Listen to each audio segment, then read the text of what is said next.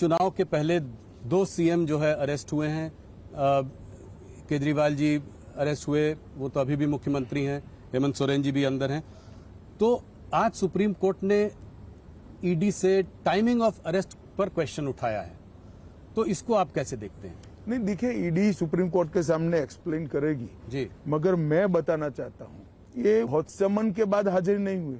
पहले समन में अगर आए होते तो चुनाव के 6 महीना पहले अरेस्ट हो जाते। बहुत बार समन्स दिया गया, वो आए ही नहीं।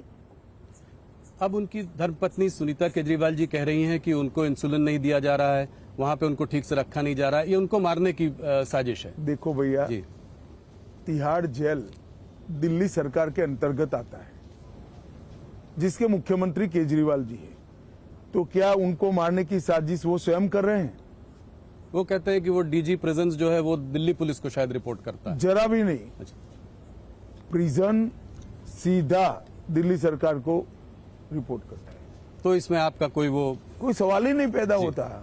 ईवीएम पर सुप्रीम कोर्ट का फैसला आया। ऑपोजिशन ईवीएम के बारे में बहुत सालों से बात कर रही है, हर बार नारा लगाती है कि बीजेपी सिर्फ ईवीएम की वजह से चुनाव जीतता है।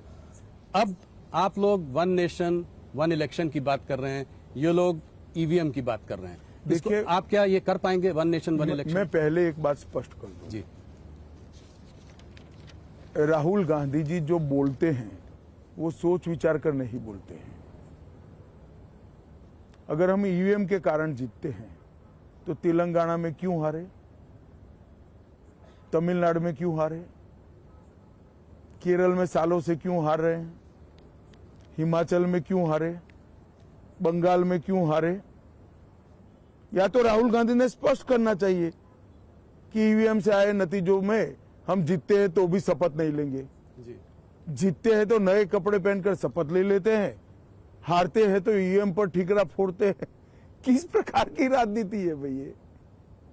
जब आप जीतते हो तब ईवीएम सही है, जब हारते हो तो ईवीएम नकारा है। क्या देश की जनता ये सब नहीं समझती? क्या देश की जनता इसको समझती है? मगर मुझे तो आश्चर्य हो रहा है, इतनी बड़ी पार्टी अपने नेता के एडवाइजर क्यों नहीं बदलती है?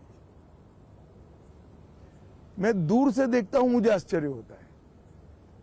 खैर छोड़िए, वो उनकी पार्टी का सवाल है। 1 नेशन 1 इलेक्शन हमारा संकल्प पत्र का मुद्दा है और हम उसको जमीन पर उतारने का पूरा प्रयास करेंगे। तो अगला चुनाव 2029 1 नेशन 1 इलेक्शन होगा। देखिए, तो संसद को निर्णय करना है, परंतु भारतीय जनता पार्टी जरूर प्रयास करेगी और उसको जमीन पर उतारेगी। अमित जी, थोड़ा हटते हैं, कुछ अंतर्राष्ट्रीय मुद्दों पर भी बात करते हैं।